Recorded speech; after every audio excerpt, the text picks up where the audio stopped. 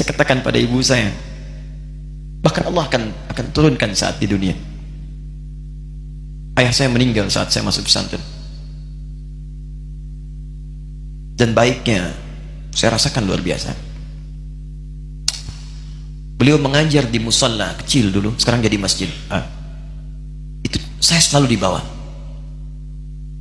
Beliau mengajar, saya tidur. Sekarang gantian, saya mengajar, beliau tidur. Dan kadang dipangku, gendong sampai pulang. Saya pernah sengaja pura-pura tidur untuk ingin tahu apa yang dikerjakan ayah saya di jalan. Jaga betul supaya nggak bangun. Begitu saya disimpan di kasur dan bangun, diajak bercanda. Saya mau masuk pesantren, beliau nggak sempat ngantar.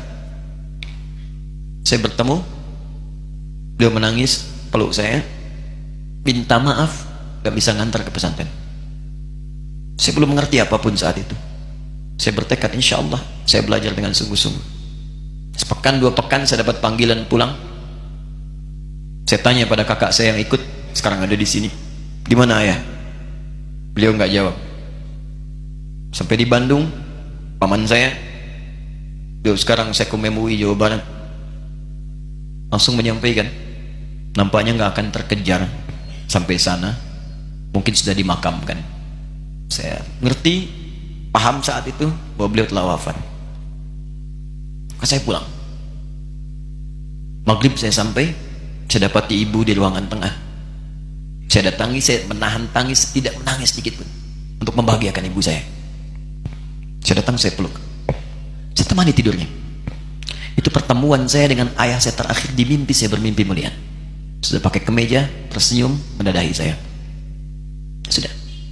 Besoknya saya cari ke kamar, ternyata Allahu Akbar, apa yang selama ini saya pelajari di pesantren, kitabnya sudah ada di kamar semua, sudah disiapkan. Saya menangis saat itu. Saya bawa mushaf. Jadi bapak saya, ayah saya, itu bajunya pun saat wafat dibagikan kepada sahabat-sahabatnya. Bajunya, kitab-kitab ini dibagikan. Ibu saya menunjukkan kemudian ada jam yang nanti nak pakai. Saya bilang simpanlah. Saya bawa mushaf.